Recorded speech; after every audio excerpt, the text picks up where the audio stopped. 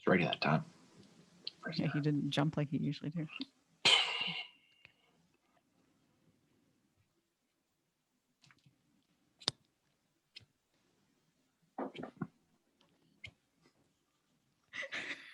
Jeez. Welcome to episode 63 of the Civil War Breakfast Club.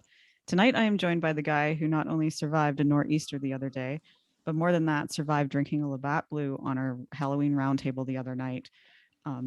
Proof that not all heroes wear capes.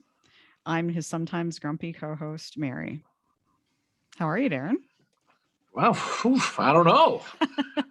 I'm pretty sure you stole that from a Shakespeare play, that intro. I did. That was right from Othello, I think. I feel like I was kind of flat. I almost was like, can we redo that? Because I felt like I was kind of flat at the end. I'm like, I'm his co-host, Mary. There was an nor'easter. There were clouds. They looked like Howard. Because they were missing the right side. Anyway, how are you? What's going on? Is it pop culture? Halloween's over, Mayor. Move on. It's over. Hugger. It's over, Mayor. Move on. Wow. Someone's been in the bitch orchard. Oh, geez, look at you. Look at you. That didn't take long. So what's going on? What's going on with you? How are things? Well, it's actually like we're obviously into autumn, which is my favorite season. So it's beautiful colors up here in Southwestern Ontario. And you have a good Halloween? I did actually, yes. Very good cool, Halloween. Very cool. Hope you didn't take too many cars. Not this year. How about you? How was your Halloween? I was just chilled, stayed in, just took it easy, sat outside, and just tried to scare the local kids, the usual stuff, But it was a good time. Halloween's great. So we're on to November. We're on to some big and better things. We've decided before we go into our libations, we're going to focus on another single person today. We did this before, except this time we're going to be looking at the other side of the coin and talking about a Confederate by the name of William, Barksdale. Yes. So that's what we're going to do. So William Barksdale. So anyway, before we get started, actually, no, you have no damn the torpedoes, Mary. What are you drinking? I am drinking Psycho Thrill Seeker Double IPA by Flying Monkeys Brewery, which is a Canadian brewery, obviously, because I can only get Canadian beer here. And I'm drinking out of my Ride with the Winter mug, which John Leroux of Leroux Design and Redbubble sent us. And yeah, definitely go check out his shop because he's got some cool stuff. Well, I don't want to copy you, but I am also drinking from my Ride with the Winter mug from Joe Leroux. And I don't want to. We certainly are. And I am not wearing a cape today, Mary, but I'm drinking the libation from the north, the great Labatt's Blue today. God. The delicacy from the Northlands. That's what I'm drinking today. God. So I got a couple left over. So I'm kind of sad you're not wearing your I Heart Howard shirt. Oh, you know what? They came and took that away. Anyway, so as I was saying before, Mary, we are going to talk about William Barksdale. Now, a lot of people have heard of him because they've seen the Gettysburg movie, and a lot of people have studied him on the Confederate side. So we're going to talk a little bit of background with him. We're going to kind of focus on him and talk about some of the different battles and the interesting character that is William Barksdale. So he's born August 21st, 1821 in Smyrna, Tennessee, which is about 30 miles southeast of Nashville. And his older brother was a guy named Ethelbert Barksdale, who a member of the First and Second Confederate Congress.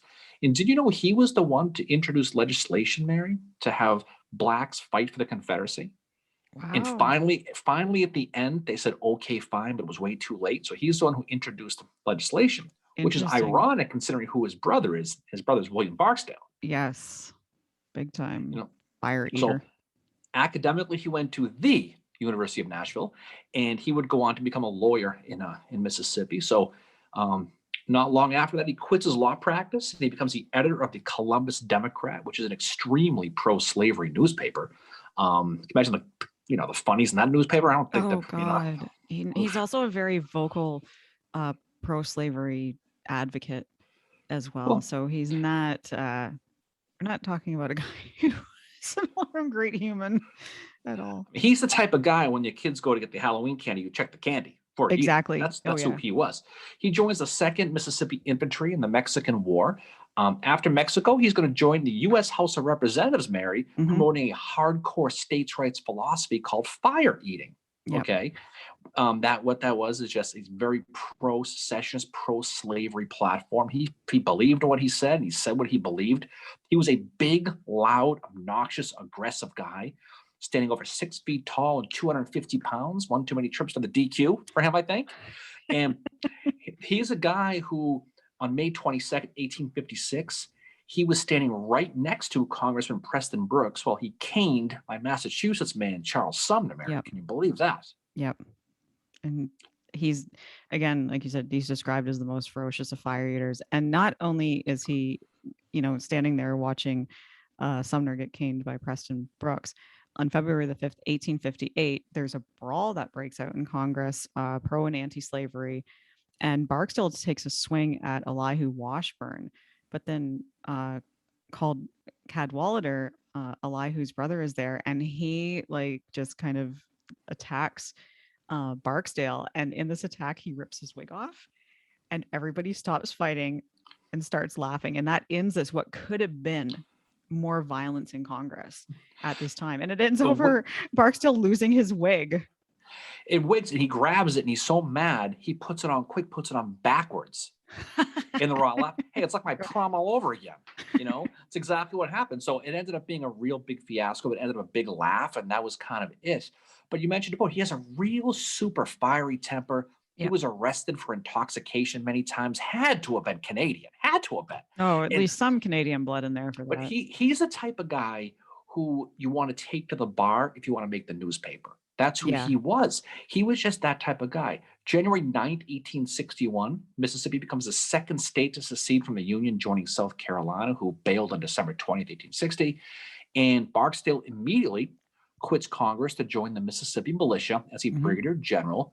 This is the militia now, not the army, on March 21st, 1861. Now, it's interesting. Now, when you're researching this, it's fun. It's funny to how you read. And a lot of my research came from a very pro-Southern writer. Okay, and some of the talk about is Barksdale, despite his heavy pro-secession, pro-slavery beliefs, actually wanted to keep the Union preserved, of all things, Mary. Yep, but because of how aggressive the Northern congressmen were, he felt he had no choice but to secede, which is kind of, I'm not sure how that flies, but that's how it was. So, I don't know. It's kind of like, what are you saying, that after the fact sort of thing? But I mean, not really to digress a bit here, but the one thing I noticed about Barksdale is there's not a lot written about him.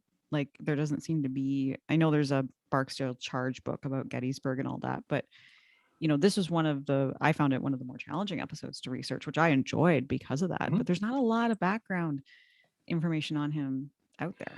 No, I mean, it's tough to say. May 1st, 1861, Barksdale does get appointed as a colonel of the 13th Mississippi, where he'll go and fight in places like First Manassas and places like Ball's Bluff. And he kind of goes around everywhere. He ends up on the peninsula for a while, the 7 Days battles.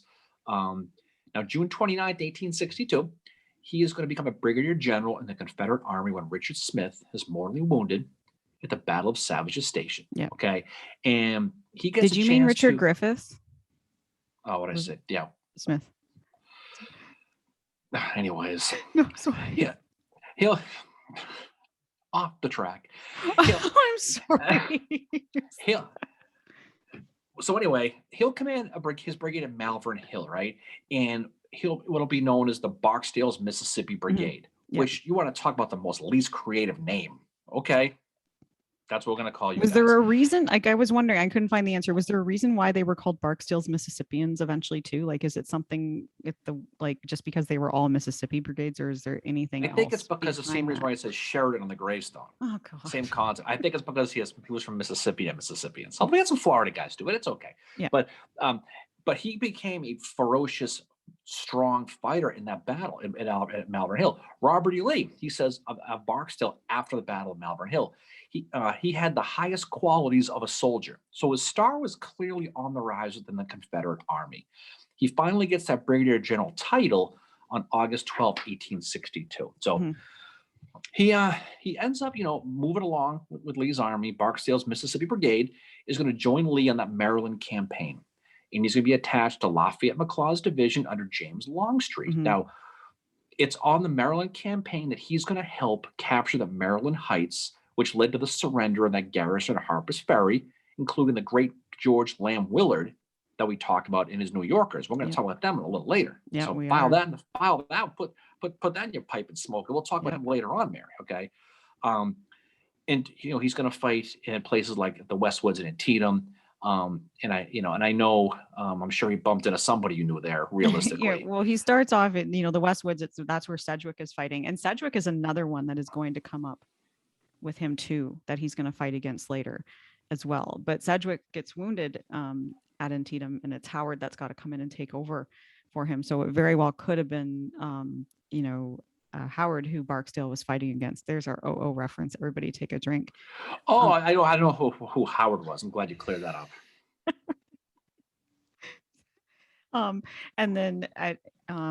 And then going along to Fredericksburg, this is where Barksdale is going to be defending the waterfront from the Union soldiers attempting to cross the Rappahannock River. And I think he's got his men in like kind of some of the houses that are down closer to the river and sharpshooting and everything else, right?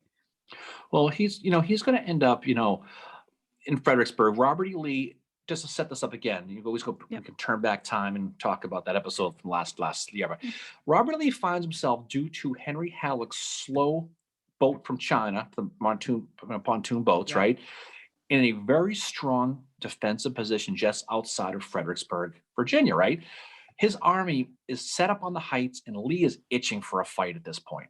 He's in a place called Maurice Heights, and he was just sitting back, rubbing his hands together, just praying and waiting that Union Commander Ambrose Burnside is going to cross the river and come attack him, right? So Lee had McLaws' division on Maurice Heights behind the town, and he had Richard Anderson on his left with George Pickett and then John Bell Hood. That's kind of, we had him, and it was a very strong position.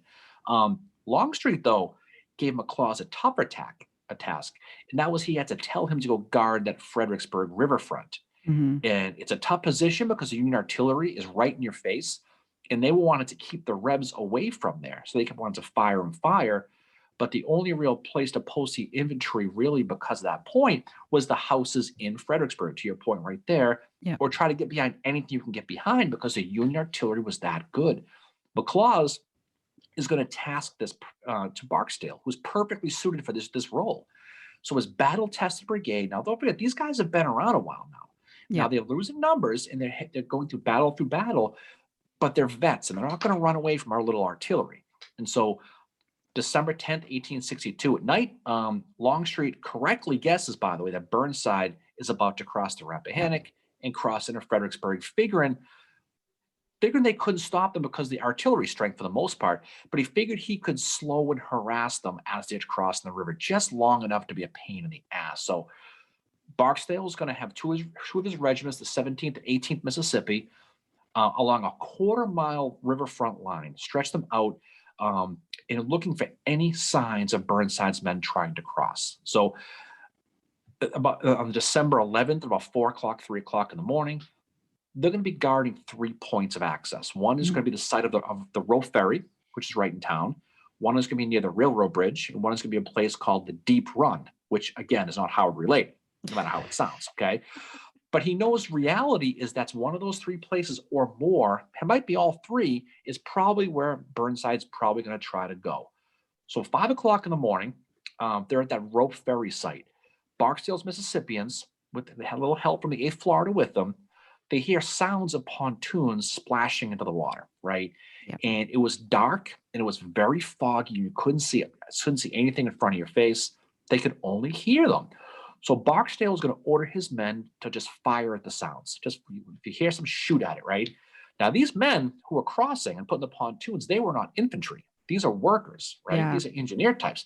And this is one of those, like, this is not the shit I signed up for. Like, this is far above my pay grade. No, they are going to crescent moon it pretty quickly as soon as they hear the mini balls whizzing by their ears, okay? And so the thing is, what's amazing is once the fog burned off, they were stunned to see the nearest pontoon was only 80 feet away from their line. They actually got pretty close. Wow. Right? So going down the river a little bit, at that railroad bridge, the second point of access, Burnside is also trying to cross, and they have rebel sharpshooters, and they're right there, and they're taking shots at them as well. The workers pull out their F discard and say, we're not going to do this. They abandon. This ain't going to happen. But at the Deep Run, though, this is where the Union guys gets it's different. So the Deep Run, the Rebs, they're going to run out of luck because the workers are able to do their jobs thanks to the fact that the fog is so thick it hid them, and they were quiet, right? But also they were putting down 2 bridges instead of 1.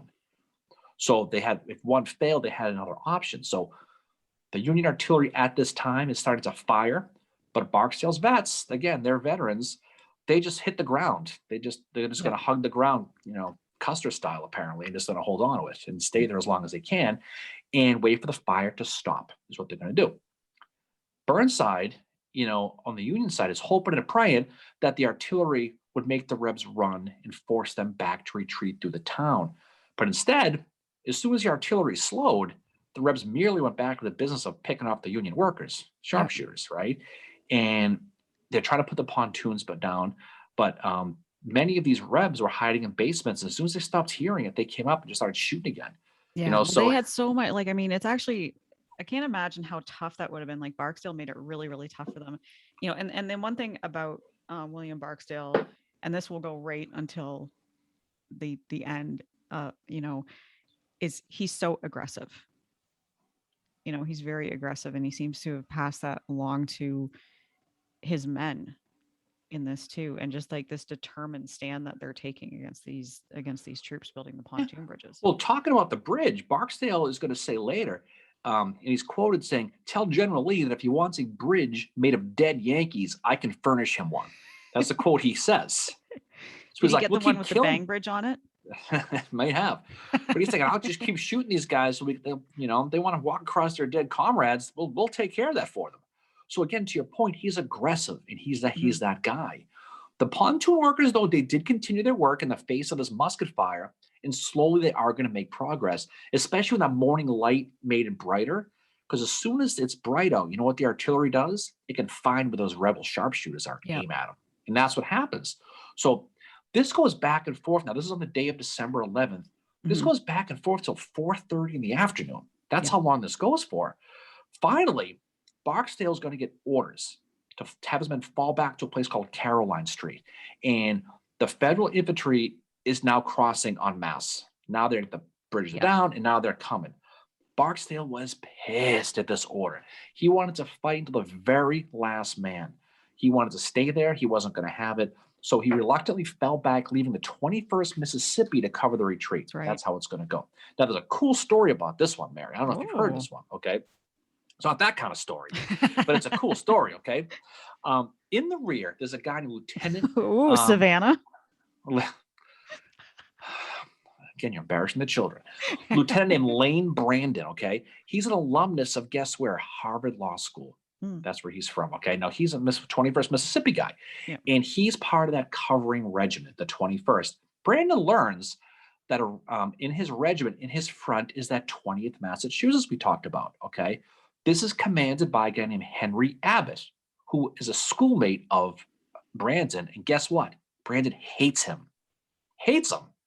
Okay, so Brandon now finds out Abbott is in his front, and he wants him bad. He wants him bad. So he halts the retreat and sets up a rear guard, okay, and sets up a defensive line, and he's going to wait for that 20th Mass. He's going to set up basically just a defensive line, just to wait for him to come. We're gonna pound him. Yeah, and they're gonna arrive, and it's going to go back and forth and back and forth. But what happens is the 21st Mississippi finally, they go, where the hell are they? They need to get back here. They send an order to kill them to get the hell out. And Brandon was, again, he was pissed because he didn't get his chance to get Abbott. He was so pissed that when he got back to the headquarters, he lost his shit, lost it, to the point where they had him arrested. He was that mad. So he that's gets like arrested. me on a Tuesday, isn't it? I think it might have been, But he so you could, the point is, Barksdale, his attitude, whatever it was, trickled down, right? And it shows how personal these battles were sometimes. I don't know what happened with old Lane Brandon in Henry Abbott. Probably had to do with some girl, especially at Harvard. God, a bunch of snobs up there. But that's probably what happened. They probably ended up some sort of issue. But he got so mad that he had to be detained by his own guys. Oh right? My God, that's crazy. But I think though, when you think about Barksdale, I mean, it's a cool story with that, his aggressiveness. But I think when you think of William Barksdale, it's really his Gettysburg story, that I think most people know and most people understand about him. Yeah. Well, when you hear the you name know, Barksdale, like you think Barksdale's charge, which some stuff I came across online said it's the other high watermark of the Confederacy. You know, that this is a big part of what Gettysburg is this Barksdale's charge. And it is to do, as we're going to talk about in a little bit, like his aggressiveness shows through in this, and he gives it right till the very last. Yeah, he's one of those guys. He was who he was. You know, Yeah. we talked before in many of these episodes where if somebody did, you know, you mentioned things like Phil Kearny, what he did at Chantilly, right? Yeah. Was that something he could do again if he lived that? Would he do it again? You know, we talk about Leonidas Pope, right? How he rode the line. Could he have Yeah. done it again the next day? Was it a one-time thing? This guy was full tilt, full time with this stuff, right? So Yeah. just to reset the second day's battle at Gettysburg. So Gettysburg, Pennsylvania. Um, Barksdale's men is still under McLaws, who's Yeah. still under Longstreet, and they're part of that endless countermarch of James Longstreet on July 2nd, 1863, right? Longstreet's attack was supposed to be what was called an echelon attack, meaning Barksdale was going to have to wait until the brigade on his right, which is Joseph Kershaw from South Carolina, okay, Yeah. until he went forward. And the whole point was this brigade goes forward. Hopefully, you start to make damage. The Union pulls troops from another regiment or another brigade, creates a gap, and the next brigade goes and breaks through. That was the whole plan. Yeah. But the key to it is you have to be able to have patience and wait. And he does not. He does right? not have You know? he does not have patience at all. Like So, he has. Oh, sorry. Go ahead. oh no, I was just he's just sitting in the woods and he's Yeah. stewing. I mean, he's sitting there. He's like you waiting for the liquor store to open at 5 minutes at 10 in the morning on a Tuesday. You I've just been there. growling. Actually, no, that when was you a get Sunday there. morning. I was waiting for it to. I was sitting in the parking lot at 5 to 10, waiting for it to open. True story. No, he is like so impatient. And he has a conversation with Longstreet just before the charge happens, and he's like, "I wish you would let me go in, General. I would take that battery in 5 minutes." And Longstreet's all like, "We have to wait a little. We're gonna do it presently. I need to go see Kershaw. You just go sit in the corner, talk to you later." That was before he went, because that was before he went around the chain of command. So, yeah. But just Barksdale, he's in charge of 4 regiments in this place. Okay, he's got the 17th, 18th, 13th, and 21st Mississippi. Okay, the 13th was his old one. That's who he's in charge of, and they're sitting on that wood line, and while they're sitting there, they're behind a line of rebel lines of batteries, right? The guns from the Peach Orchard, the Union guns, are just trying to hit those Confederate artilleries.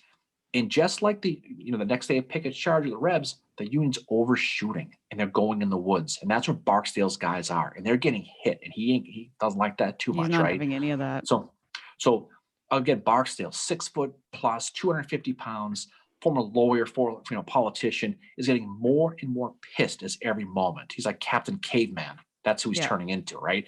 And he wants to find McLaws and says, okay, he's trying to plead his case. McLaws goes, nope, sorry, I have orders. You got to wait, So like you said a second ago, he's going to bypass the chain of command at this point, go around McLaws, and he's going to find Longstreet, his corps commander, and he's going to beg him, let me freaking go. Come on. Let's go, right? And Longstreet tells him, just chill.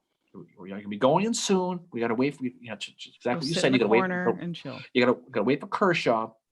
Because the whole plan is we want to have troops less in your front because we want them to go over, to where Kershaw is, who is fighting by the Rose Farm and trying to hit the artillery from the south coming up that way. The 2nd and 3rd South Carolina, that whole story, right? So, finally, he's gonna get his moment. They're gonna say Longstreet's gonna say, "All right, get ready to go." Okay, and that's not till 5:30 p.m., right? Well, it's about a full half an hour after Kershaw goes in, right? So he gets the okay so he's going to jump on his white horse and he's going to lead his 1,400 Mississippians forward. There's a 250-pound guy on a white horse, okay? Long white hair that had a comb over, right? So when he took the hat off, it hung at his shoulders. So he had this big wraparound thing that was blowing in the wind, to even more of the hilarity of the whole story, right? Jeez. So he's going to ride in front of his former regiment, the 13th Mississippi, and they're right in the middle of the line. He's going to stop right there, and he instructs the entire brigade to unleash all at once a loud rebel yell as they go. Yeah, let's go, right? So they're going to start to move. They're going to move right into Dan Sickles' position, who was settled in at the Joseph Sherfy farm and Sherfy's Peach Orchard. Now, again, the whole thing with Sickles, He moved his line forward. Well, Yep. tell that whole story. But needless to say, Sickles is there, and it surprised a lot of people. Okay, so those guns in the peach orchard that have been raining on Barksdale's men, Barksdale wants gone. He wants gone. He wants to do his orders. Yep. So they're going to move forward, and Sickles' line is already so thin at this point. They have to plug in the gaps with artillery.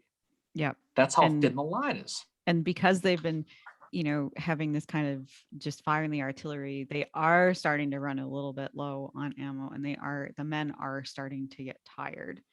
And you have, Barksdale coming in here, which he's described as riding on his horseback in front, leading the way, hat off, his wispy hair shining, like the white plume of Navarre. Sounds like a fucking bad romance novel cover. That's what that has written all over it. It sounds like a White Lion B-side. That sounds like right there, But as he's finally making it to Emmitsburg, the 21st Mississippi under a guy named Colonel Benjamin Humphreys, right? Yeah. He's going to have a 15, 20-minute knockdown, drag-out brawl versus Charles Graham's Union Brigade of Pennsylvanians and New Yorkers right at that peach orchard. This includes the 141st Pennsylvania Mare that has those fantastic curry barbecue apple wings at Blue and Gray, named after them, 141st. Yes. Those are the best wings they have right there. But that's where they fought. This fight was so brutal that the smoke covered the entire field due to the artillery shells that were falling on the fields. It killed a bunch of horses. Don't forget, you need 14 horses for every gun, right? And there was a ton of guns. That's how many horses there were. Yeah. And there was a bunch of dead horses all in that area. 114 Pennsylvania, Mary, Collis's Zouaves, right? They're wearing their fezzes and those big MC Hammer pants, those whole things, right? It's hammer time. It's hammer time, all right, right?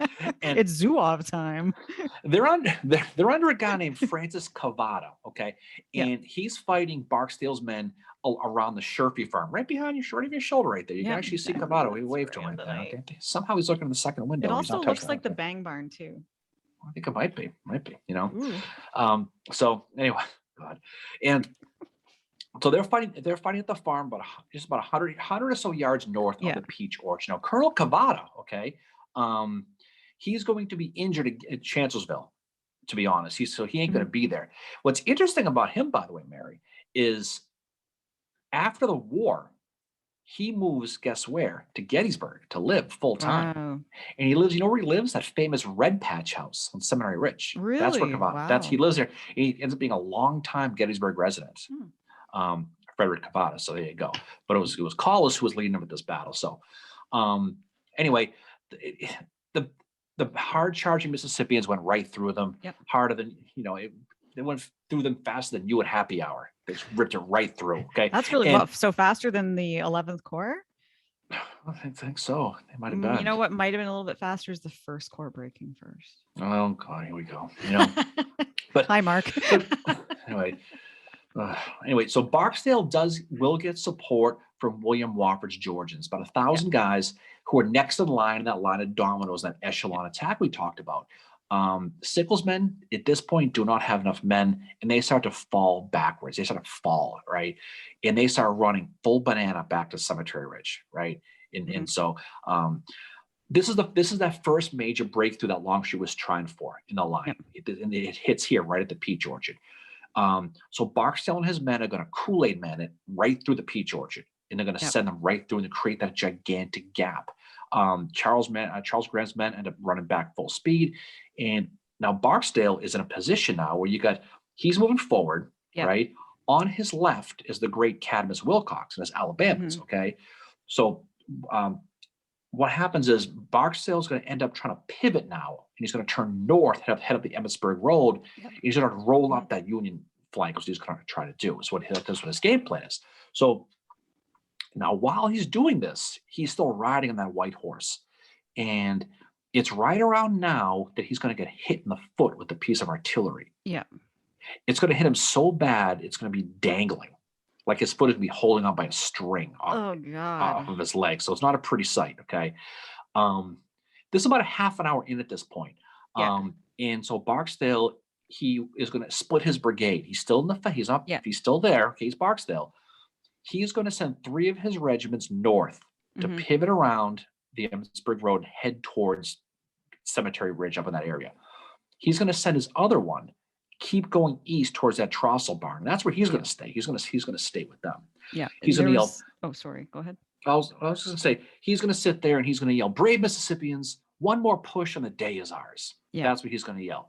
And because he's trying to rally his men, because his men are like, "Dude, come on." But they're getting to the fuck this point because it's been just such, and there was some Mississippians after this charge that said that they, basically just like broke right through. But there was some that said, no, the Union put up a fucking hell of a fight with them, just constantly firing at them and stuff. But this is a really horrific charge that's happening. Like one member of the 17 Mississippi stated you could not shoot without hitting 2 or 3 of the Yankees. And then from the Union perspective, like when the line begins breaking, it was a Union soldier said the shattered line was retreating in separate streams, artillerists clinging to their still smoking guns, and brave little infantry squads assisting them with their endangered cannon over the soft ground. And Sears describes what Barksdale does here as the living definition of unstoppable. Mm-hmm. Edward Porter Alexander, our old friend E.P. Alexander, Ooh. He set up his guns in the peach orchard and was firing into the retreating Union.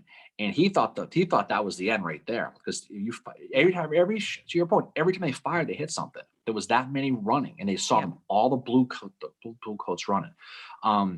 But what's going to happen is Barksdale's going to move his men towards Sickles' headquarters, which is over at that Trossel farm, right? Yep. He's going to run into his old friend George Lamb Willard from Harper's Ferry. That's who he's going to run into. Okay, yep. The Brigade, the Harper's Ferry Cowards, who had that big mass capture in the Maryland campaign, that embarrassing capture they had to deal with. So he's running into a very motivated Willard now, right? So Willard's men ready. And this is near Plum Run? It's right near Plum Run, yep. Not just north of where the first Minnesotans are, right in that area. Yeah. Right in almost the same exact area. So Willard's men are going to move forward, and they're going to run into those tired Mississippians who are running out of gas. Reportedly, the story was he was cheering and swearing at his men to get going. Yeah, I found that quote. I'm like, holy shit, this guy, like, wow, he's crazy. And like, there was one, so this is the 125th, 126th New York, and 2 of Willard's brigades are going to be held in reserve. But Hancock realizes that he needs to send in one more. So he's going to send in the 111th New York as well. And a member of the 125th New York said, with shells screaming and cannonballs tearing the air like so many fiends bent on destruction, now bursting above and around us, now plowing the ground at our feet, on and on we rush through the storm of fire and death, thundering above and darting around us like thunder and lightning of heaven. So this is like the Union are now pushing back. Like these guys, the Harper's Ferry Brigade, are pushing back a lot in the same way that how Barksdale started this charge, because these are fresh troops that are coming into this. Yeah. So Barksdale's sitting there down by Plum Run. The 126th New York is going to merge on the right and the 125th on the left out of the bushes right in front of them. An entire company of 40 guys are all going to aim their muskets at Barksdale personally, and they're going to fire. He's going to be hit at least 3 times, realistically. Yep. And what's going to happen is he is going to fall mortally wounded after being hit. So he's going to finally fall because he's going to stay up. Barksdale's nephew, a guy named Captain Harris Barksdale, would say, General Barksdale was wounded and he reeled, but he did not halt. No. So he held on as long as he possibly could. He was hitting the ankle, he was hitting the leg, and finally he was hitting the chest. And it was the chest shot that put him off the horse. Now, the thing about it is, this is a guy who he was admired by his guys. His guys loved him. He was a hard fighting guy. But you know what they do? They take off and they leave him for dead on the field. They turn and they hightail it and go. The story of Barksdale's death, because I don't want to spoil it, Mary, he doesn't make it, okay? The story of his death is interesting because it's the only reason why it's ever told is because of a couple of guys who found him, right? Yeah. So he's found by a guy named David Parker of the 14th Vermont, and a musician, okay, named Eddie Van Halen. No, named Robert Cassidy of the 148th Pennsylvania, okay? That's amazing. They're going to find him. Now, the story is both of them are Freemasons. Yeah. And they noticed the general's Masonic buttons on his shirt that when they found him lying there. Now, Barksdale was a 3rd-degree Master Mason at the Columbus Lodge in Columbus, Mississippi. So they recognize his buttons. So he's alone in the grass. It's just before midnight. So it's midnight. He's lying there, right? On July 2nd, the battle's long over. His men are all the way back at the Pizza Hut at this point. They just left him. And what they were doing was they were out there looking for wounded to take back to the 2nd Corps Field Hospital at the Jacob Hellbaugh House, which is not far from actually where your picture is right there. And they discovered that fire-eating general on the ground, right? They tried to give him water, but as he drank it, it came out of the hole in his chest because his lungs were punched. So he drank it and he swallowed it, it come right out of his chest. And so that's not good right there, right? So both of the men are like, well, we got to get him to the hospital because I think there's something wrong with him, right? So they put him on the wagon, right? And he at this moment, Barksdale starts swearing and telling off the Union guys for doing it, right? He tells his captives, beware, you will have Longstreet thundering in your rear in the morning. That's what he says. Ooh, there's a lot of different ways you could take that one, okay? Right? But he right to the very end. So Barksdale is placed in the yard of the Hellbaugh House. And during that night, he's going to die. He's going to die alone, probably around dawn on July 3rd. And when that musician and the Mason Cassidy returned to check on him, they found him dead.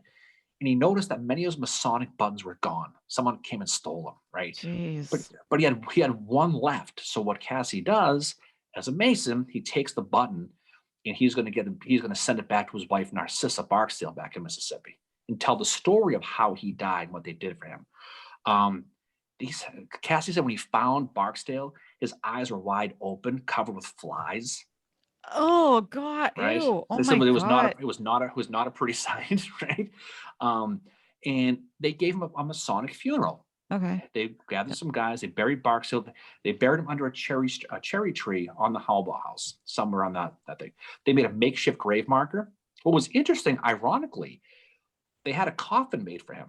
The coffin they were going to use to bury Barksdale, they ended up taking and giving it to a girl named Jenny Wade instead, who was killed that morning. Wow. So while baking bread for the Union soldiers at her sister's house on Baltimore Street, so that the casket that was going to be used to bury Barksdale, they ended up giving to Jenny Wade because they gave it to her instead. Wow. So they ended up burying Barksdale by him, just burying him. Yeah. And that was it. And it's the stories it's weird with Barksdale. The whole story with the wife and the dog is always fascinating. So Barksdale later on, his wife Narcissa brings the family dog to Pennsylvania to come retrieve his body. Yeah. That's what he's going to do. The story is when they get to the Hellbaugh House, the dog started to act all weird, right? Got to the grave, and he wouldn't leave the grave. So they dug up Barksdale. They put him into a wagon. The dog stayed in front of the empty hole and wouldn't leave, right? And he just cried and cried, but wouldn't leave. He wouldn't drink water. Eventually, the dog died of dehydration. And they buried him, and they buried the dog in the empty grave where his master was buried. So today, there's a dog buried still to this day, right there. I'm gonna have to go see that next time. And they say at night, every so often, you can hear a dog screaming at the Hellbaugh House. So who knows, right? His body was finally returned to a place called Greenwood Cemetery in Jackson, Mississippi, and the legend of Mississippi goes on. But his legend in Mississippi is gigantic because his charge, which is going to be later known as Barksdale's charge, is considered from a Southern perspective to be one of the most courageous marches in the entire war. And they still talk about it. That's what the Union said about it too, that they said it was the grandest charge ever made by mortal man. This is something that it's happening the day before Pickett's charge. And it's like I said, I found a couple things, like there is a book out there that talks about how this might be the high water mark of the Confederacy, or the other one too, just because of what Barksdale does here with this charge, like how ferocious it is, but I can see why he's still, I was reading too, how he's still held in high regard in Mississippi, despite his. Well, I mean, he's a guy, say what you will about any of these people, especially the Confederate side. We talk a lot about guys who kind of swallowed the dog a little bit, guys like John Mosby, right? James Longstreet, guys like that. This is a guy who was in the Jubal Early school of no way in hell, right? He was a hard-charging, hard-fighting guy who was set in his ways. He's somebody who fought to the very end. He was aggressive. And his story his Fredericksburg story is a good one, but his Gettysburg story is one that that people not just in Gettysburg, but people in Mississippi talk about, and it's one Yeah. that it's really really fascinating. I was always fascinated by the Jenny Wade Coffin story. That one always fascinated me. That one's really, that is a fascinating story. I'd heard the dog, like I when you started talking about it, I'm like, oh, I've heard the dog story before. Mm-hmm. And as a person who loves dogs like that, it's sad. Even if it is Barksdale, that is like really sad that clearly the animal had a bond with him and stuff and could tell he had been there and obviously wasn't around anymore. One fascinating thing I found in the research was, he at Chancellorsville, he is one of Longstreet's, there's not very many of Longstreet's men fighting at Chancellorsville, but he's back at Fredericksburg again, defending Mary's Heights. And who is he defending it against? Sedgwick. Yep. And I think it's Sedgwick and I think Sedgwick is the one then on this third charge to finally break through his lines. Barksdale like fucking boots it 11th Corps style out of town, but then Sedgwick fucking leaves. And Barksdale goes back and reoccupies Mary's Heights again in Fredericksburg. So, he's a guy that has fought in a lot of these major battles, but in some cases, Gettysburg being the exception, and I think Fredericksburg as well, he's almost in background areas of the battles. You know what I mean? Like what happens at Chancellorsville, where he's back at Fredericksburg, which is also referred to as second Battle of Fredericksburg. It's almost a background thing.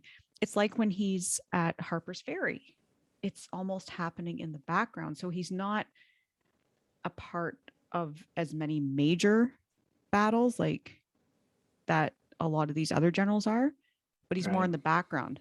But I think that's another thing that makes him very interesting to study, because if you study him, you're going to find out about, what happens at Harper's Ferry. You're going to find out, what happens at with him at Battle of Chancellorsville, which is basically he's fighting second Fredericksburg there.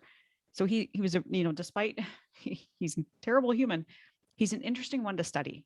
But the Gettysburg is what he's most known for, and probably shows, 100% who he was as a person and a military commander.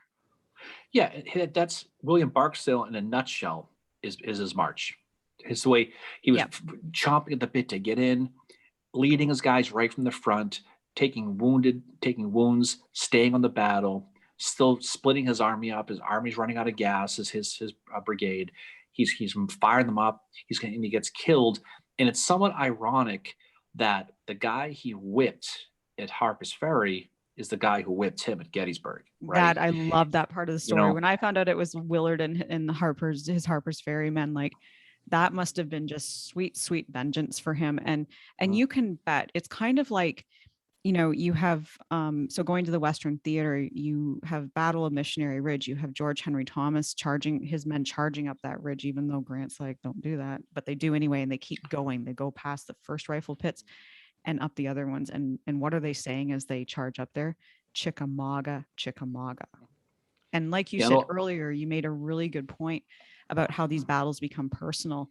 And I think what happened at Gettysburg with Willard was a lot like Thomas's men at Chickamauga. It became personal. It became about, I don't want to say vengeance, but just we need to get back.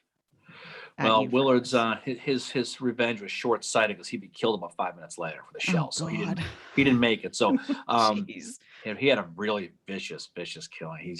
But Willard he ended up dying not long after they repulsed those Mississippians. So you think about a lot of these men we mentioned, Sedgwick, who went against Barksdale, ends up dying too. He doesn't make it through the Civil War either. Oh.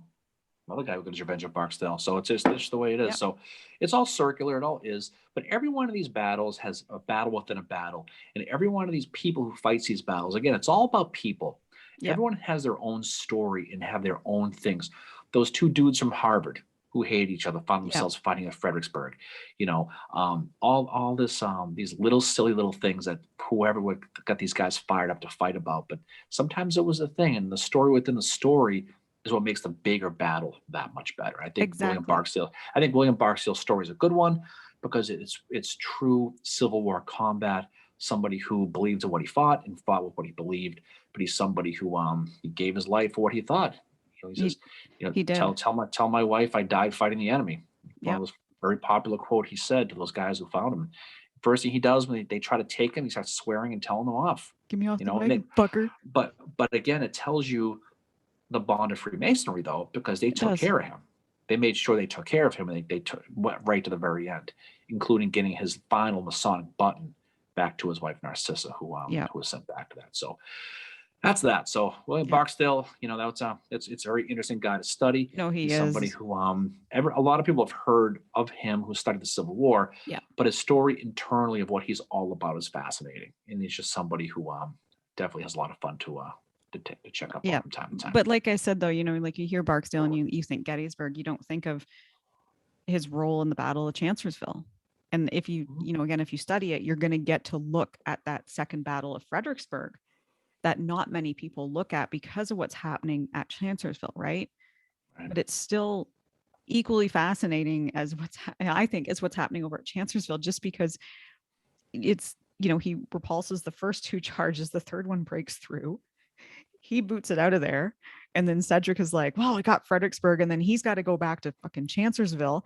And then next thing you know, he's getting Barksdale's getting an order. We'll go reoccupy the town again. And he's back at Mary's Heights where he was, 24 hours before. It's just part of an interesting story that doesn't get told a lot. And that's why I said, as much as Barksdale's in these big battles like Gettysburg and Fredericksburg, he's behind the scenes, still fighting in a lot of these other battles too. And that's what I found very fascinating about him. Absolutely. Absolutely. So what's down the pike? What's next, Mare? So next we are going back to the Western Theater, and we are going to be talking about a small battle called Bull's Gap, which does not get studied a lot. Admittedly, it's not one I've looked it's not one that I have looked at a lot, but we thought let's have a look at that and kind of tell the story of it and see how it plays into this bigger picture of the Civil War, especially what's happening in the Western Theater at that time. And then we are going to be taking a week off. We are. Well, we will still be doing our Facebook Live that weekend. It is the weekend of, I believe it is Saturday, November 13th. We will be doing right around there Live, but there's no episode. And then we will be back with, I get this name mixed up. Spring Mills. It's the battle before Franklin anyway. Yeah, we get to go back to Franklin and do more work the day before on Franklin. That's very, very cool. So looking forward to that, Mary. Again, it was a great time to talk about some of these individual guys. It's fun talking about the battles and the strategy and what goes behind them. But sometimes it's fun just to talk about some of the cast of characters. And Barksdale's certainly a character without a doubt. So we had a lot of fun with Lytle, and we thought, well, why not do this again? So I'm sure next time we do this, we'll cover a Union general, and then we'll go back to a Confederate, because there was 2 sides to this story of the Civil War. And I mean, as much of a fire eater as what William Barksdale was, he's an interesting part of the story that definitely, to have a full understanding of it, he needs to be included in it. No question. All right, well, off we go. Again, a great job as always by you. Had a lot of fun doing this, and we will get ready to talk about some new exciting things down the road. So we will talk to you at the live next time we do it. And we will have some fun, talk about some smaller battles that lead to bigger battles. So and our live will be this Saturday. That's right, we will be. So we'll have a lot of fun with that. Anyway, Mary, always a pleasure. Again, we all say it all the time. I'll say it a million times. I'll say it again. The pleasure was all yours, and we will have fun talking to you soon. And you rocked it, by the way. This is awesome. This is definitely your thing tonight with Barksdale and all that. So I learned a lot from you. Buzzing off all that Halloween candy, Mary. So you broke down and opened. Of course I did. Peanut butter cups. Did not see that bucket. No, you should freeze those and then eat them. Any other life advice you could spill? Follow you for more recipes, Mary? Anyway, all right. We'll talk to you soon. Peace out, everybody. See you later, guys. Bye.